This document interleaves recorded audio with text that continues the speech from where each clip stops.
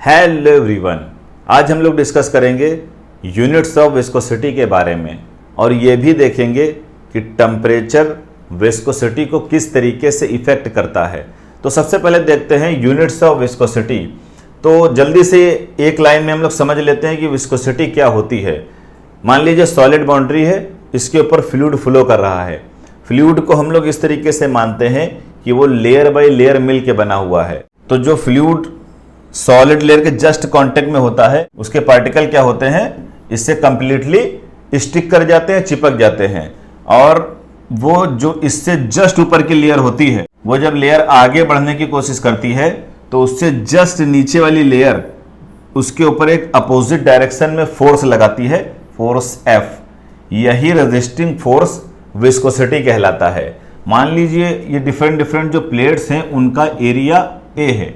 किस चीज की प्लेट्स हैं ये फ्लूइड लेयर की प्लेट्स हैं और इनमें क्या होते हैं, पार्टिकल्स होते हैं। तो ये फोर्स जब किसी एरिया पे लगता है पर यूनिट एरिया, तो इसी को बोलते हैं शियर स्ट्रेस। तो न्यूटन ने बताया कि ये जो शियर स्ट्रेस होता है वो वेलोसिटी ग्रेडियंट के डायरेक्टली प्रोपोर्शनल होता है। वेलोसिटी ग्रेडियंट का, इनकी जो वेलोसिटी है, मान लो प्लेट्स की U है और ये Y डायरेक्शन में, वेलोसिटी का Y डायरेक्शन में या फिर वेलोसिटी का डिस्टेंस की डायरेक्शन में चेंज होना वेलोसिटी ग्रेडियंट्स कहलाता है।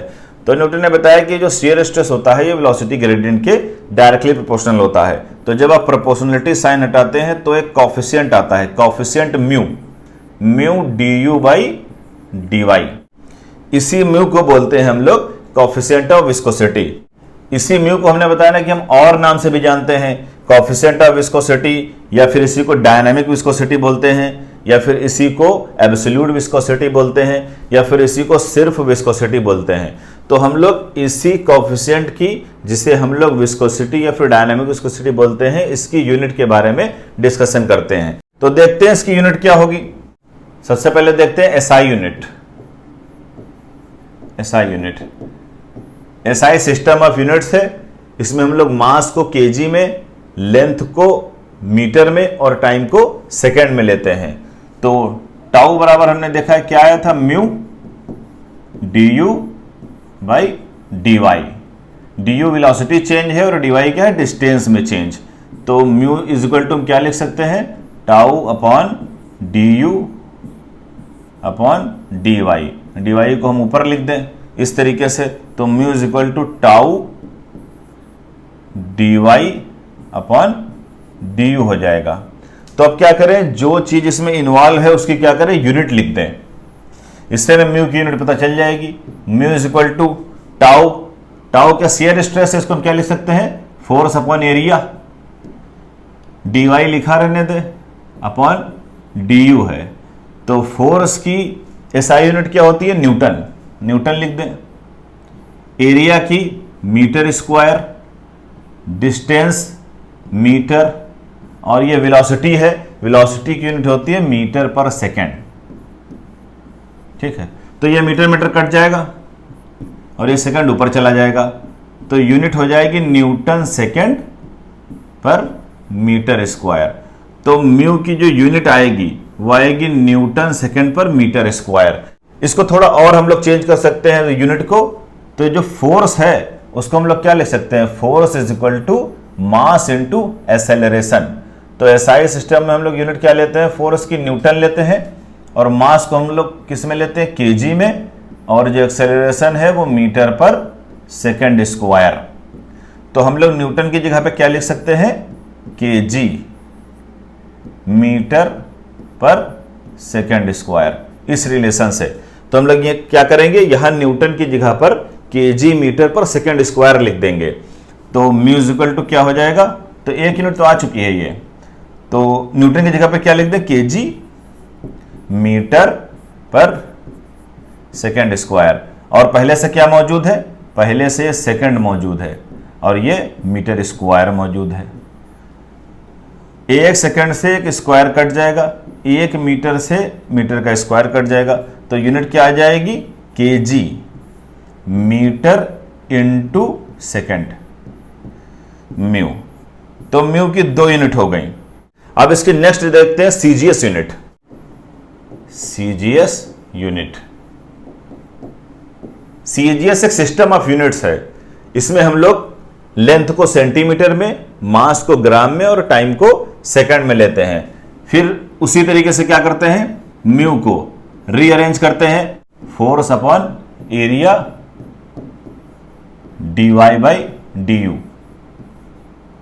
अब क्या करें, CGS यूनिट में म्यू की यूनिट हमें निकालनी है, तो इसमें जो जो भी क्वांटिटी इन्वॉल्व है उनकी हम लोग CGS यूनिट लिखेंगे। तो फोर्स की CGS यूनिट होती है डाइन, और डिस्टेंस हम लोग सेंटीमीटर में लेते हैं तो सेंटीमीटर हो जाएगी, एरिया सेंटीमीटर स्क्वायर, और du वेलोसिटी है, हम लोग इसमें लेते हैं सेंटीमीटर पर सेकंड। क्लियर है, एक सेंटीमीटर से एक सेंटीमीटर कट जाएगा, ये सेकंड ऊपर चला जाएगा, तो यूनिट क्या हो जाएगी, डाइन इंटू सेकेंड पर सेंटीमीटर स्क्वायर। एक तो CGS यूनिट ये हो जाएगी।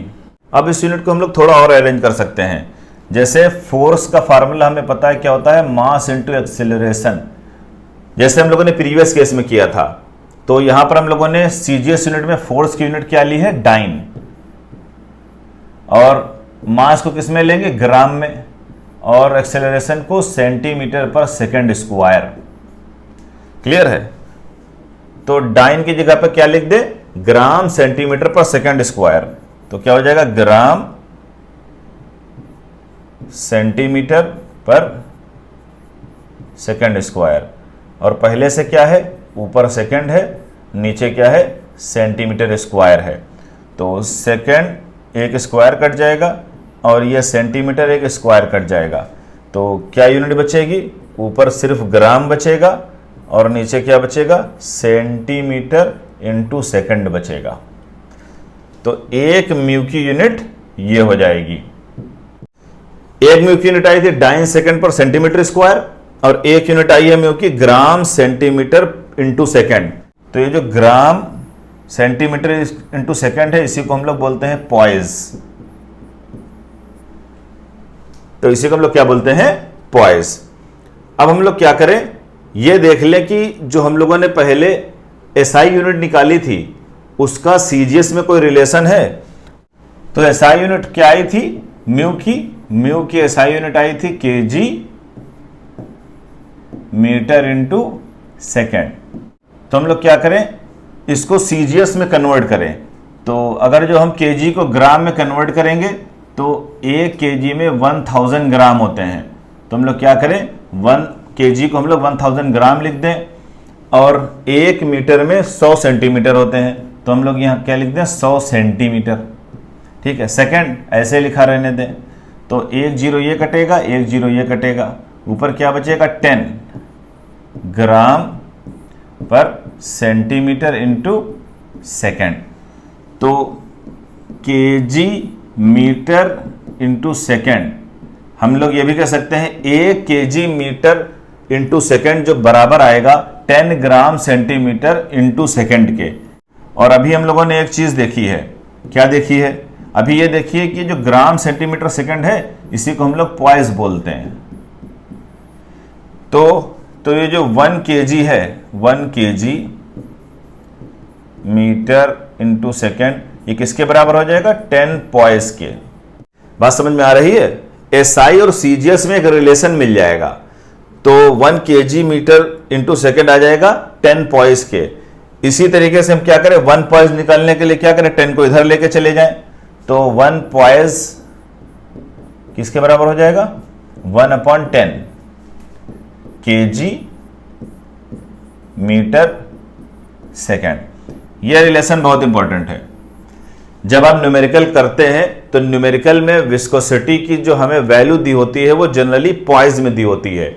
तो इसे हमें क्या करना होता है, इसको हमें SI यूनिट में कन्वर्ट करना होता है, क्योंकि आज प्रेजेंट टाइम में हम लोग क्या कर रहे हैं, SI सिस्टम ऑफ यूनिट्स इस्तेमाल कर रहे हैं। नेक्स्ट देखते हैं काइनेमेटिक विस्कोसिटी। काइनेमेटिक विस्कोसिटी को न्यू से रिप्रेजेंट करते हैं, न्यू। काइनेमेटिक विस्कोसिटी न्यू होता क्या है, dynamic viscosity upon density of fluid. तो न्यू हमारा क्या हो जाएगा, nu is equal to dynamic viscosity को हम लोग न्यू से रिप्रेजेंट करते हैं, और डेंसिटी हमारी रो है। क्या हो गया हमारा काइनेमेटिक विस्कोसिटी का फार्मूला हो गया। अब हम लोग काइनेमेटिक विस्कोसिटी के सबसे पहले एसआई यूनिट देखेंगे। तो सबसे पहले क्या देखेंगे, SI unit, international system of unit, SI unit.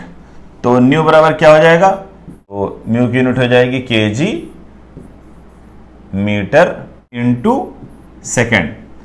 तो यहां पर डेंसिटी है, डेंसिटी ऑलरेडी हमें पता है क्या होता है, डेंसिटी रो होता है मास अपॉन वॉल्यूम। मास की एसआई यूनिट क्या होती है, केजी, और वॉल्यूम की एसआई यूनिट मीटर क्यूब होती है। तो हम लोग क्या करें, यहां पर इसकी यूनिट रख दें इस वाले में। तो ये क्या हो जाएगा, केजी और मीटर क्यूब ऊपर चला जाएगा इनटू मीटर क्यूब। क्लियर है। तो केजी केजी कैंसिल हो जाएगा और 1 मीटर से ये कटेगा तो स्क्वायर हो जाएगा।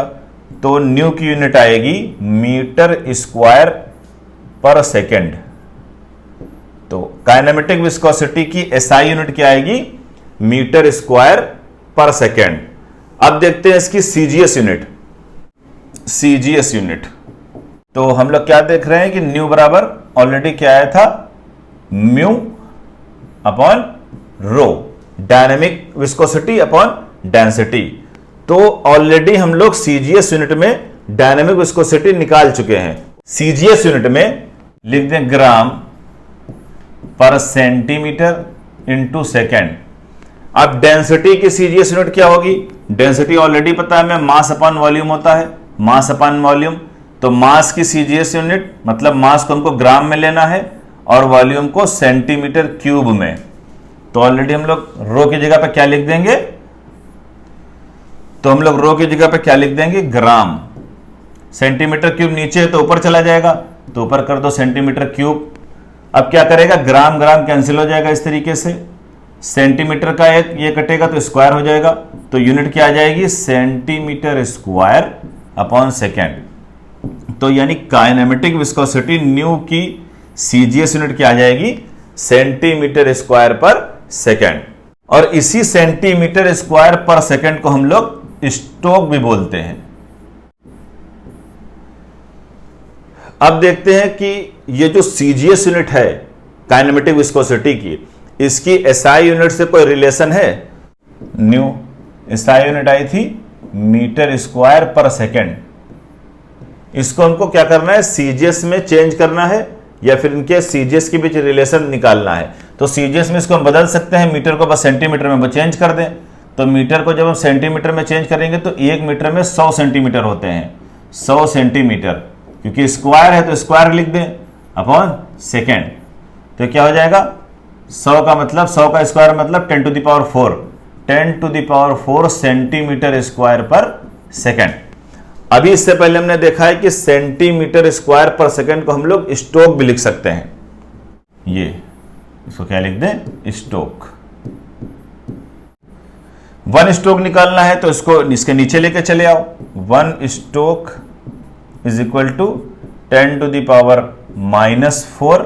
जब ये नीचे आएगा तो माइनस में हो जाएगा, मीटर स्क्वायर अपॉन सेकेंड। तो यह रिलेशन होता है स्टोक में और मीटर स्क्वायर अपॉन सेकेंड में, मीटर स्क्वायर अपॉन सेकेंड में। बहुत इंपॉर्टेंट यूनिट है ये। जैसे स्टोक जितनी इंपॉर्टेंट है उतनी ही इंपॉर्टेंट यूनिट पॉइज है। तो जब हमने बताया ना कि जब आप विस्कोसिटी के न्यूमेरिकल लेवल पे जाते हैं तो आपको जनरली यूनिट सीजीएस में दी होती है कंफ्यूज करने के लिए, क्योंकि प्रेजेंट टाइम में हम लोग जो यूनिट इस्तेमाल करते हैं वो एसआई सिस्टम ऑफ यूनिट इस्तेमाल करते हैं। तो सबसे पहले हम लोग जो सीजीएस यूनिट है उसको हम लोग क्या करते हैं, एसआई में कन्वर्ट करते हैं, देन फार्मूले में पुट करते हैं, तब वैल्यू निकालते हैं। अगर आप डायरेक्ट स्टोक में वैल्यू पुट कर दोगे तो जो आपको आंसर आएगा वो गलत आएगा। अब नेक्स्ट देखते हैं effect of temperature on viscosity of liquid. Temperature का लिक्विड की विस्कोसिटी पे क्या फर्क पड़ता है। सिंपली विस्कोसिटी होती है resistance to flow of fluid. हम लोग यहां पर सबसे पहले लिक्विड देखेंगे। गैस में विस्कोसिटी थोड़ी अलग तरीके से वर्क करती है। तो रेजिस्टेंस टू फ्लो होता है, तो ये लिक्विड है, हमने उनको लेयर बाय लेयर मान रखा है। ये सॉलिड सरफेस है, ये जो लेयर पहली लेयर सॉलिड सरफेस के कांटेक्ट में आएगी वो रेस्ट में आ जाएगी, और ये जस्ट अपने ऊपर वाली लेयर को जो आगे बढ़ रही है उस पे एक अपोजिट डायरेक्शन में फोर्स लगाएगी, फ्रिक्शनल फोर्स, इसी को हम लोग बोलते हैं विस्कोसिटी। तो ये विस्कोसिटी जनरेट कहां से होती है, मतलब ये विस्कोसिटी कैसे इन फ्लूइड्स के अंदर आती है। तो ये जब सबसे नीचे वाली लेयर इसमें स्टिक हो जाती है और ये अपने ऊपर वाली लेयर को क्या करती है, आगे बढ़ने से रोकती है due to cohesive force. Cohesive force मतलब ये जो ऊपर वाले लेयर के मॉलिक्यूल हैं और ये जो नीचे वाली लेयर के मॉलिक्यूल हैं, इनके बीच एक अट्रैक्टिव फोर्स लगता है, उसे बोलते हैं cohesive force. Cohesive force similar molecule के बीच लगने वाले फोर्स को कोहेसिव फोर्स कहते हैं। और ये जो फ्लूइड की लेयर के मॉलिक्यूल है और जो सॉलिड सरफेस है उसके मॉलिक्यूल के जो फोर्स लगेगा उसे बोलेंगे अधेसिव फोर्स। तो ये कोहेसिव फोर्स क्या करता है, तो नीचे वाला जस्ट मॉलिक्यूल ऊपर वाले को क्या करता है, आगे बढ़ने से रोकता है ड्यू टू कोहेसिव फोर्स। इसी तरीके से इससे ऊपर वाली लेयर जस्ट नीचे वाले लेयर के द्वारा रोकी जाती है ड्यू टू कोहेसिव फोर्स। ये कोहेसिव फोर्स की वजह से लिक्विड में फ्लूइड आगे बढ़ने से रुकता है और आगे बढ़ने से रुकना ही विस्कोसिटी कहलाता है। अब जब हम टेम्परेचर बढ़ाते हैं, जैसे हम लोग क्या करेंगे, टेम्परेचर इंक्रीज करेंगे, तो जब हम टेम्परेचर इंक्रीज करते हैं तो इन मॉलिक्यूल के बीच जो कोहेसिव फोर्स होता है वो कोहेसिव फोर्स क्या करता है, डिक्रीज हो जाता है। जैसे ही कोहेसिव फोर्स डिक्रीज करेगा तो ये जो नीचे वाली लेयर है अब ऊपर वाली लेयर को कम फोर्स से रोकेगी, क्योंकि फोर्स कहां से जनरेट हो रहा था, ये अपोजिट फोर्स रोकने वाला कोहेसिव फोर्स के वजह से जनरेट हो रहा था। आपने टेम्परेचर बढ़ाया, कोहेसिव फोर्स डिक्रीज कर गया, तो विस्कोसिटी भी क्या करेगी, ये जो डायनामिक विस्कोसिटी है ये क्या करेगी, डिक्रीज कर जाएगी। नेक्स्ट देखते हैं effect of temperature on viscosity of A gas. Gas में विस्कोसिटी जो होती है वो कोहेसिव फोर्स की वजह से नहीं होती है। जैसा कि लिक्विड में हम लोगों ने देखा था कि लिक्विड में layer by layer fluid flow हो रहा था और उन फ्लूइड के लेयर के मॉलिक्यूल्स आपस में कोहेसिव फोर्स लगा रहे थे। क्योंकि गैस के मॉलिक्यूल काफी दूर दूर होते हैं तो इनमें जो विस्कोसिटी होती है वो मोमेंटम ट्रांसफर की वजह से होती है। तो जब हम वर्ड यूज कर रहे हैं विस्कोसिटी, तो इसका मतलब क्या है, गैस के फ्लो को रोकना। तो गैस के फ्लो जितना रुकेगा उतने ही वो पार्टिकुलर गैस क्या कहलाएगी, विस्कस कहलाएगी। तो अब मान लीजिए कि ये कोई क्लोज पाइप है, इसके अंदर इस डायरेक्शन से क्या कर रही है, गैस फ्लो हो रही है। गैस फ्लो होती जा रही है, कुछ पार्टिकल इसके क्या कर रहे हैं, दाएं बाएं एक दूसरे से टकरा रहे हैं। ये आ रहा है, इससे टकरा रहा है, तो ये इधर जा रहे थे तो क्या करेगा, इधर तरफ भाग जाएगा, अपनी डायरेक्शन चेंज कर देगा। लेकिन मैक्सिमम पार्टिकल क्या कर रहे थे, इधर से जा रहे थे और पाइप में गैस का फ्लो हो रहा था। अब हमने क्या किया, टेम्परेचर बढ़ा दिया। मान लीजिए हमने क्या किया, इसको हीट दिया, इस तरीके से किसी एक एक्सटर्नल सोर्स से हमने इसको हीट दी। तो जब हम हीट देंगे तो ये पार्टिकल क्या करेंगे, जो हीट के कांटेक्ट में आएंगे उनकी रैंडमनेस क्या करेगी, बढ़ जाएगी। जब उनकी रैंडमनेस बढ़ जाएगी तो वो क्या करेंगे, ज्यादा तेजी से डिफरेंट डिफरेंट मॉलिक्यूल को हिट करेंगे। तो जब रैंडमनेस बढ़ेगी, डिफरेंट डिफरेंट मॉलिक्यूल को ज्यादा वेलोसिटी के साथ हिट करेंगे, तो उनमें मास तो ऑलरेडी होता है, हमने बताया ना कि मॉलिक्यूल में मास होता है, वेलोसिटी बढ़ जाएगी क्योंकि आपने हीट दी है, हाई हीट देने की वजह से वेलोसिटी क्या करेगी, बढ़ जाएगी। तो उनका मोमेंटम बढ़ जाएगा। तो जब क्या करेंगे, इधर से भागेंगे और ये ढेर सारी गैस के मॉलिक्यूल जा इस डायरेक्शन में रहे थे, अब उनको इतनी हैवी मोमेंटम से क्या करेंगे, हिट करेंगे, अपना मोमेंटम ट्रांसफर कर देंगे दूसरे मॉलिक्यूल में। तो मॉलिक्यूल जा इधर रहे थे और अपना सारा मोमेंटम ट्रांसफर कर देंगे, जो स्ट्रेट पाथ में जा रहे थे अब वो क्या करेंगे, उनमें रैंडमनेस आ जाएगी और अपने पाथ से भटक जाएंगे, कोई इधर भागेगा कोई उधर भागेगा। तो इस तरीके से इनके अंदर विस्कोसिटी क्या करेगी, बढ़ जाएगी। विस्कोसिटी बढ़ना मतलब गैस का फ्लो होना क्या करेगा, डिक्रीज कर जाएगा। तो जब गैस का फ्लो होना डिक्रीज कर जाएगा तो हम कहेंगे कि भाई जो फ्लूइड या फिर जो गैस फ्लो हो रही थी वो अंदर से क्या कर रही है, अपने आप को फ्लो होने से रजिस्ट कर रही है। तो हमें यह देखने को मिला कि जब हम गैस का केस लेते हैं, तो जब गैस का केस लेते हैं उसमें हम टेम्परेचर बढ़ाते हैं, इंक्रीज करते हैं। तो जब टेम्परेचर इंक्रीज करते हैं तो जो मॉलिक्यूल होते हैं उनमें एनर्जी आ जाती है, जिससे उनकी वेलोसिटी बढ़ जाती है। वेलोसिटी बढ़ने की वजह से मोमेंटम बढ़ जाता है और उनका मोमेंटम रैंडम डायरेक्शन में बढ़ता है। और रैंडम डायरेक्शन में वो क्या करते हैं, पार्टिकल से टकराते हैं। जनरली कहा जाता है कि परपेंडिकुलर डायरेक्शन में, ये क्या करते हैं, टकराते हैं और इनके पाथ में क्या करते हैं, रुकावट डालते हैं, जिससे उनका फ्लो क्या करता है, रुक जाता है या फिर फ्लो उसका कम हो जाता है। तो फ्लो कम होने से क्या होता है, म्यू जो है वो क्या करता है, इंक्रीज कर जाता है। तो गैस के केस में टेम्परेचर बढ़ाने से गैस की डायनामिक विस्कोसिटी क्या करती है, बढ़ जाती है, जबकि लिक्विड के केस में क्या हो रहा होता है, उल्टा हो रहा होता है। जैसे ही आप लिक्विड की क्या करते हैं, टेम्परेचर बढ़ाते हैं, तो लिक्विड के मॉलिक्यूल के बीच लगने वाला कोहेसिव फोर्स कम हो जाता है। वो कम होने की वजह से लेयर क्या करती है, ज्यादा वेलोसिटी से आगे निकल जाती है और आसानी से फ्लो होती है। तो यहां हमारा लेक्चर कंप्लीट हुआ। नेक्स्ट लेक्चर में मिलते हैं। Thanks for watching.